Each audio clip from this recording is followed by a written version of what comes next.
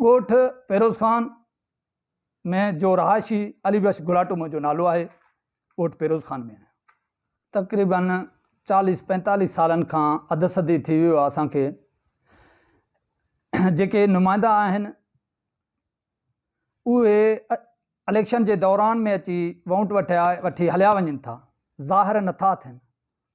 हिन भेरे मुंहिंजे क़ौम मूं ते एतबार करे गुलाटे क़ौम अची मूंखे चऊं त बाबा असांजे यूसी में इलेक्शन BD इलेक्शन में तूं बि असां तोखे वोट ॾींदासीं, असां तुंहिंजो हिमायत कंदासीं, असां तुंहिंजी हिमायत में ऐलान कयूं था।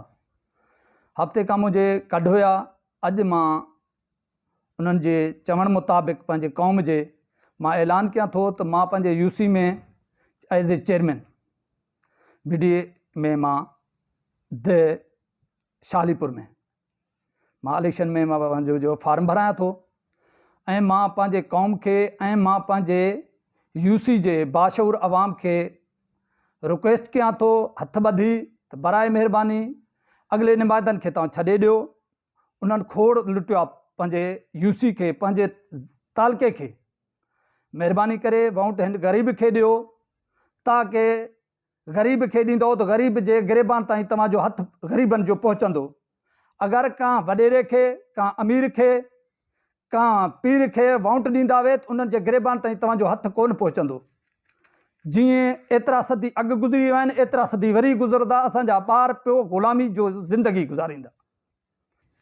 ॻोठ पेरोज़ खान में जो रहायशी अली बख्श गुलाटो मुंहिंजो नालो आहे।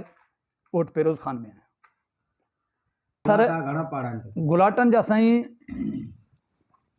बख्शापुर खां मथे हिते माना बडाणी जे साइड अचूं त अंधी फाटक खां त 8 ॻोठ गुलाटनि जा हिते बख्शापुर खां मथे आहिनि ऐं बख्शापुर खां शाही जे साइड 5 ॻोठ गुलाटनि जा ओॾे बि आहिनि।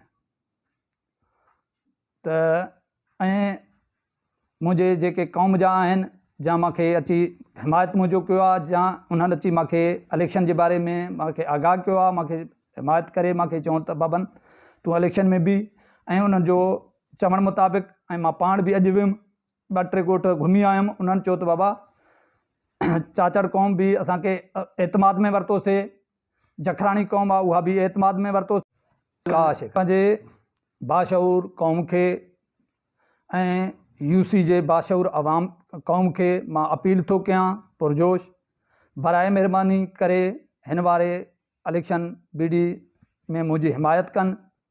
अॻिलनि खे बि आज़मायूं, मां हिकु ग़रीब आहियां, मूंखे बि आज़माइनि। इंशाअल्लाह मां उन्हनि जी उमेदनि में पूरो लहंदुमि।